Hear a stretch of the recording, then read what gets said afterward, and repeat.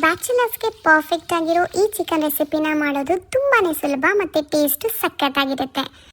ಇದನ್ನು ಮಾಡೋದಕ್ಕೆ ನಾನಿಲ್ಲಿ 400 ಗ್ರಾಮ್ ಆಗೋಷ್ಟು ಚಿಕನ್ನ ವಾಶ್ ಮಾಡಿ ಇಟ್ಕೊಂಡಿದ್ದೀನಿ. ಇದಕ್ಕೆ 1 ಟೀ ಸ್ಪೂನ್ ಆಗೋಷ್ಟು ಧನಿಯಾ ಪುಡಿ, 1 ಟೀ ಸ್ಪೂನ್ ಹಚ್ಚ ಖಾರದ ಪುಡಿ, 1 tea spoon Kashmiri chilli powder, ಇದು ಆಪ್ಷನಲ್, ಅರ್ಧ tea spoon garam masala, 1/4 tea spoon ಜೀರಿಗೆ ಪುಡಿ, 1/4 ಟೀ ಸ್ಪೂನ್ ಅರಿಶಿನ, ಅರ್ಧ ಟೀ ಸ್ಪೂನ್ ಕಾಳು ಮೆಣಸಿನ ಪುಡಿ, 1 ಟೀ ಸ್ಪೂನ್ ಶುಂಠಿ ಬೆಳ್ಳುಳ್ಳಿ ಪೇಸ್ಟ್, 1 ಟೇಬಲ್ ಸ್ಪೂನ್ ಆಗೋಷ್ಟು ಗಟ್ಟಿ ಮೊಸರನ್ನ ಹಾಕೋತಾ ಇದ್ದೀನಿ. ಜೊತೆಗೆ 2 ಟೇಬಲ್ ಸ್ಪೂನ್ ಟೊಮೆಟೊ ಕೆಚಪ್ ಮತ್ತು ರುಚಿಗೆ ತಕ್ಕಷ್ಟು ಉಪ್ಪನ್ನು ಹಾಕಿ ಎಲ್ಲನೂ ಚೆನ್ನಾಗಿ ಮಿಕ್ಸ್ ಮಾಡಿ ಒಂದು ಅರ್ಧ ಗಂಟೆ ಮ್ಯಾರಿನೇಟ್ ಆಗೋದಕ್ಕೆ ಬಿಡಬೇಕು. ನಂತರ ಒಂದು ಪ್ಯಾನ್ಗೆ 2 ಟೇಬಲ್ ಸ್ಪೂನ್ ಎಣ್ಣೆ ಹಾಕಿ, ಎಣ್ಣೆ ಬಿಸಿ ಆದಮೇಲೆ ನಾವು ಮ್ಯಾರಿನೇಟ್ ಮಾಡಿರುವಂಥ ಚಿಕನನ್ನು ಹಾಕಿ 10 ರಿಂದ 15 ನಿಮಿಷ ಮೀಡಿಯಂ ಫ್ಲೇಮಲ್ಲಿ ಆಗಾಗ ತಿರುಗಿಸ್ಕೊಳ್ತಾ ಎಲ್ಲ ಪೀಸಸ್ಸು ಕಂದು ಬಣ್ಣ ಬರಬೇಕು. ಅಲ್ಲಿ ತನಕ ಚೆನ್ನಾಗಿ ಕುಕ್ ಮಾಡ್ಕೋಬೇಕು.